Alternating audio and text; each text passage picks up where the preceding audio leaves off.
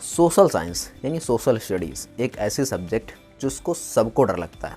History, geography, polity, economics, ये जो subject है ना वो कहीं ना कहीं एक डिफ़िकल्ट सब्जेक्ट होती हैं। क्यों? क्योंकि हमें इसमें जो है अपनी जो है बेसिक कंसेप्चुअल जो थ्योरी है उसको एकदम क्लियर रखना होता है। हम जो चीज़ पढ़ें वो हमको एक बेहतरीन तरीके से समझ में जब तक नहीं आती है तब तक इस सब्जेक्ट में बेहतर अंडरस्टैंडिंग नहीं होती है। इसके लिए आप क्या कर सकते हैं? इसके लिए जो है आप जो मैं इस वीडियो में जो बातें बताने वाला हूँ, जो कुछ टिप्स आपको देने वाला हूँ, टिप्स को सिर्फ आपको फॉलो करना है और आपकी जो सोशल स्टडीज़ है आपको बहुत बेहतरीन तरीके से समझ में आए। हमें सबसे पहले क्या करना है, हम एक्टिव लर्निंग का फॉर्मेट बनाना है। एक्टिव लर्निंग क्या होती है? एक्टिव लर्निंग होती है जो हमारे पास हमारी टेक्स्ट बुक है, यानी जिस बुक को हम पढ़ते हैं। फॉर एग्जाम्पल जब हिस्ट्री पढ़ते हो तो हिस्ट्री की जो आपकी बुक है, आपने उस बुक को सबसे पहले उठाया, फिर उसके बाद उस बुक को 1 बाय 1 लाइन रीड कर रही है। सेकंड चीज़ में उसको हाईलाइटिंग करना है। हाईलाइटिंग मतलब क्या है? जो चीज़ आपको लगे कि ये चीज़ मोस्ट इंपॉर्टेंट है या फिर इंपॉर्टेंट है, ये हमको पढ़ना चाहिए, हमको याद रखना चाहिए, तो वो आपको उसमें हाईलाइट करना है। अब देखिए कई बार ऐसा होता है कि हमको लगता है सारा इंपॉर्टेंट है, तो सारा इंपॉर्टेंट नहीं होता। कुछ टर्म ऐसे होते हैं जो सिर्फ इंपॉर्टेंट होते हैं। पूरी बुक इंपॉर्टेंट नहीं है, आपके लिए कुछ ही चीज़ें इंपॉर्टेंट जो कि आपको याद रखना है। काफ़ी सारी चीज़ें आपको पहले से ही पता होती हैं, तो हाईलाइट करना है, अंडरलाइन करना है। फिर आपको उसके नोट्स बनाने हैं अपने तरीके से। हमें किसी को देखकर ये नोट्स नहीं बनाने हैं, आपको अपने तरीके से उसके नोट्स बनाने हैं।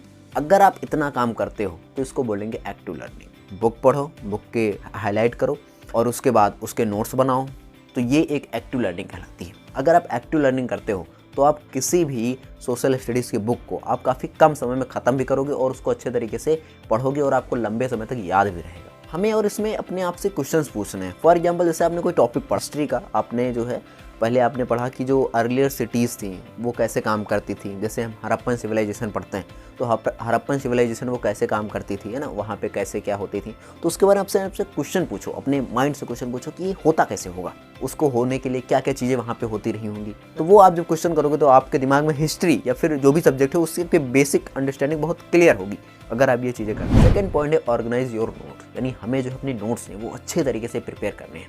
अब अच्छे तरीके का सेंस क्या है कि आपको अपने अकॉर्डिंग एक बेहतरीन तरीके से नोट्स आपको बनाने हैं।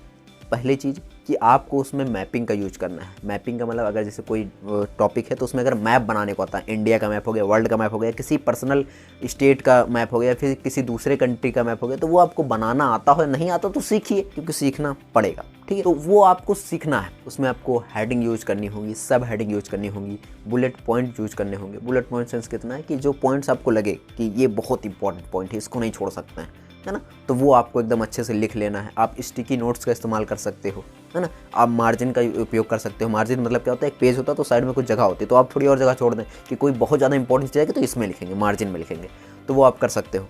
तो ये चीज़ें आप अगर करते हो अपनी नोट्स मेकिंग में तो आपको बहुत ज़्यादा हेल्प होने वाली है।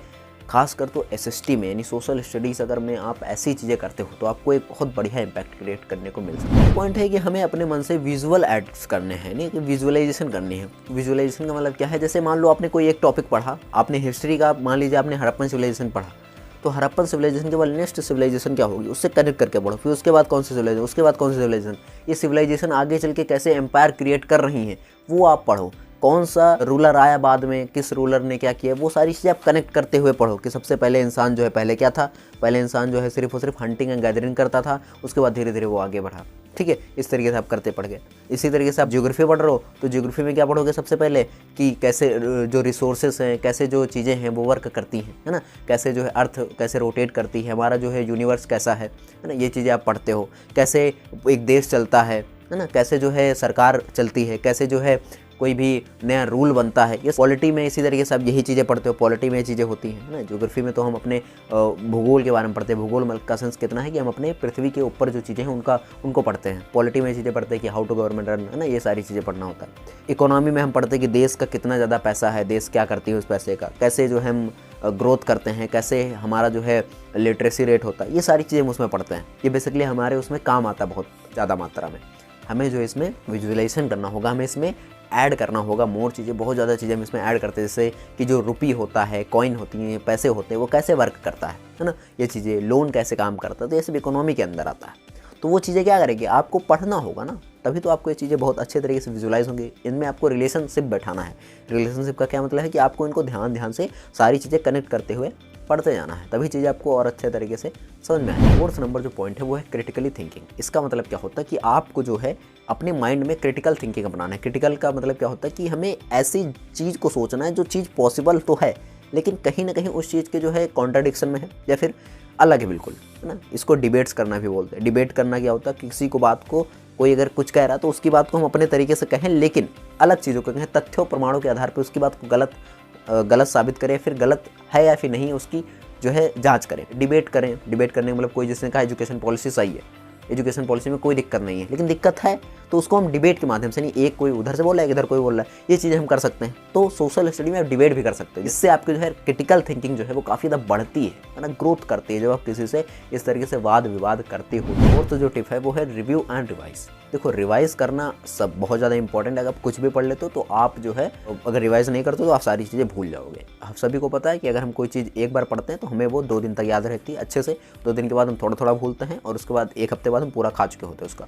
अगर आपको जो है रिवाइज नहीं करना है तो आपको याद नहीं रहेंगी चीज़ें, तो आपको क्या करना है, हर तीसरे या चौथे दिन किसी टॉपिक को रिवाइज करो। संडे को ज़्यादातर आप कोशिश करो कि मैं जितना पढ़ रहा हूँ 1 हफ्ते भर उसको रिवाइज करूँ।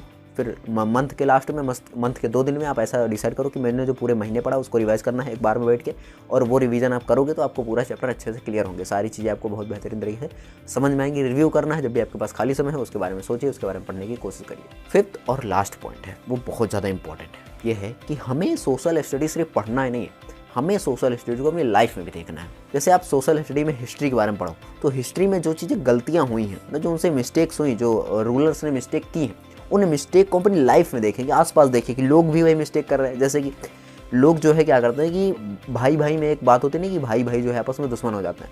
तो अगर आप हिस्ट्री में जाओगे तो हिस्ट्री में कितना कुछ मिलेगा कि भाई भाई को मार देता था, किस लिए, शासन करने के लिए, ताकि वो राजा बन सके, है ना। बड़ा भाई छोटे भाई को मार रहा है, छोटा भाई बड़े भाई को मार रहा है, किस लिए, ताकि वो राजा बन सके। तो आप हिस्ट्री से सीख सकते हो कि जिन लोगों ने किया वो आज जिंदा नहीं है, वो आज कहीं ना कहीं इस पूरी दुनिया से ख़त्म हो चुके हैं। तो आप उनसे सीख सकते हो कि हिस्ट्री जो चीज़ें मिस्टेक करती है हमें वो चीज़ें नहीं करना। अगर वो चीज़ें हम करते हैं तो हम ज़्यादा दिन तक जीवित नहीं रह पाएंगे। क्यों नहीं रह पाएंगे? अगर जीवित रहेंगे भी तो आगे चल के जब हमारा कहीं अंत होगा तो हम कहीं ना कहीं एक समाज में अच्छा इंपैक्ट नहीं क्रिएट करके जा रहे होंगे। तो हमें जो सोशल हिस्ट्री पढ़ना ही नहीं, हमें उसको अपनी रियल लाइफ में, एक्चुअल लाइफ में हमें उसे देखना भी है कि हम उसके बारे में क्या सोच पा रहे हैं, लोगों को उसके बारे में क्या सिखा पा रहे हैं। ये चीज़ें अगर आप कर लोगे तो आपको हिस्ट्री पढ़ने में बहुत ज़्यादा आनंद मिलेगा। हिस्ट्री सिर्फ इतना नहीं है कि हमें राजाओं की तारीख याद रखनी है कि कौन सा राजा कब मरा, कौन सा राजा कब जन्मा, कब लड़ाई लड़ी। हिस्ट्री में हमने मिस्टेक्स क्या की, उन चीज़ों से हमें सीखना, उनकी मिस्टेक को हमें और अच्छे समझना कि उन्होंने जो गलतियाँ की थी वो गलती अब हमें नहीं करनी है। अगर आप ये चीज़ सीखते हो तो आप आगे बढ़ोगे, वरना फिर आप वहीं टिके रहोगे। सोशल स्टडी हमको ये सिखाती है। तो आई होप आपको ये चीज़ें समझ में आएंगी, ये पॉइंट्स आपको सारे क्लियर हुए होंगे जो मैंने आपको बताए हैं कि सोशल स्टडी पढ़ने के लिए आप क्या कर सकते हो। एक बेहतर आपका जो है विजुअलाइजेशन बनेगा इसमें, अगर आप इसी तरीके से आप जो है चीज़ों को पढ़ोगे।